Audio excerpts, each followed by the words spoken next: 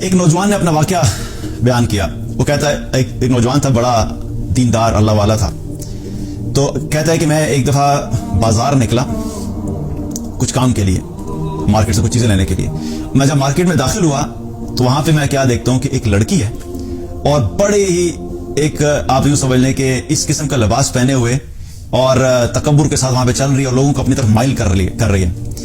تو میں نے کہتا میری جب اس پہ نظر پڑی تو مجھے خیال آیا کہ یہ اگر اسی حال میں دنیا سے چلی گئی تو اس کا کیا بنے گا. تو کہتا میں نے سوچا کہ میں جا کے بات کرتا ہوں. کہتا میں نے ہمت کی اور ہمت کر کے جا کے میں نے اس سے بات کی اور میں نے جا کے کہا کہ سسٹر بات سنیے, آپ یہ جس حلیے میں پھر رہی ہیں آپ سوچئے کہ اگر اسی حال میں ملک الموت آ گئے تو آپ اللہ کے سامنے کیا منہ لے کے جائیں گے. اب بات اس نے کی, ظاہر اپنے اس کے ذہن میں تھا کہ میں بات کروں گا, ہو سکتا ہے میرے بات کرنے کی وجہ سے احساس پیدا ہو جائے, کیونکہ بہت سی ایسی دفعہ ہوتا ہے کہ ایمان والے جب ایمان والوں کو یاد دہانی کراتے ہیں تو اللہ سبحانہ تعالیٰ کی طرف لوگوں کا رجحان بھی ہو جاتا ہے. تو کہتے جب میں نے بات کی تو میں نے سوچا شاید اللہ تعالیٰ دل میں ڈال دے. تو میری بات سنتے ہی اس لڑکی نے میری طرف دیکھا, مجھے کہتی ہے تمہارے پاس موبائل ہے؟ ہاں جی ہے. کہتا اپنا موبائل نکالو اور اپنے رب کو کال ملاؤ اور اس کو کہو کہ بھیج دے ملک الموت کو. وہ لڑکا کہتا ہے کہ میں نے جب یہ بات سنی تو میرا جسم کانپ گیا اور مجھ پہ ایسا خوف طاری ہوا کہ یہ نہ ہو کہ ابھی زمین پھٹے اور اس کے ساتھ میں بھی یہاں پہ دھس جاؤں. اور یاد رکھیے کہ جو شخص اللہ کو جانتا ہے, اللہ کے دین کو جانتا ہے, جس نے قرآن پڑھا ہوا ہے, جو اللہ کی عظمت کو جانتا ہے, اللہ کے غضب کو جانتا ہے, اللہ کے غصے کو جانتا ہے, اللہ کی طاقت کو جانتا ہے, تو جو جاننے والا ہوتا ہے نا اس کے لیے بہت بڑی بات ہوتی ہے.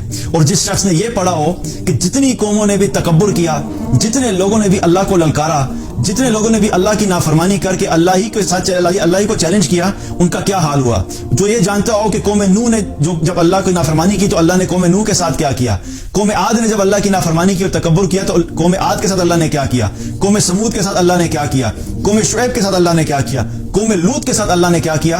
جو اللہ اتنا طاقتور ہے کہ اتنی بڑی بڑی قوموں کو, اتنے بڑے بڑے جائنٹ جیسے جو انسان دنیا پہ آئے ان کو ہواؤں سے اڑا دیا, کسی کو پتھروں سے اڑا دیا, کسی کو فرشتے کی چیخ سے اڑا دیا. تو جو اللہ اتنا طاقتور اور اتنی بڑی بڑی قوموں کو ختم کر سکتا ہے, وہ ایک لڑکی یا ایک انسان جب اللہ کو للکارے گا تو اللہ سبحانہ تعالیٰ نہیں کر سکتا کیا. تو کہتے ہیں کہ میں وہاں سے بھاگا, مجھے خوف ایسا طاری ہوا کہ میں آگے چلا گیا. میں نے کہا میں چھوڑ دیا. میں تھوڑا سا آگے گیا تو اپنے کام سے مارکیٹ کے کنارے پہ پہنچا. اتنے میں کیا دیکھتا ہوں کہ پیچھے سے چیخو پکار کی آواز آ رہی ہے اور لوگ رو رہے ہیں. میں واپس جب آیا میں نے دیکھا پتہ نہیں کیا انسیڈنٹ پیش آیا. کہتا جب میں واپس آ کے پہنچا تو کیا دیکھتا ہوں کہ وہ لڑکی اسی جگہ پر مری پڑی ہے جہاں پہ اس نے یہ کہا تھا کہ بھیجو ملک الموت کو. اللہ اکبر کبیرہ.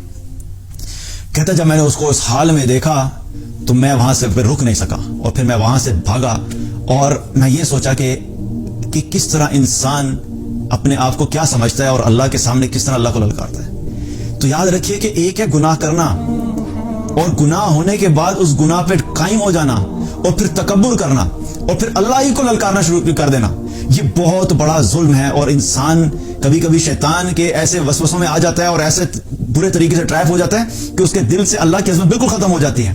تو گناہ اگر ہو بھی گیا ہے تو یاد رکھو کہ کبھی اللہ کے سامنے یہ جرت نہیں کرو کہ گناہ کی بنیاد کے اوپر اللہ کے سامنے ہی تکبر کرنا شروع کر دیں.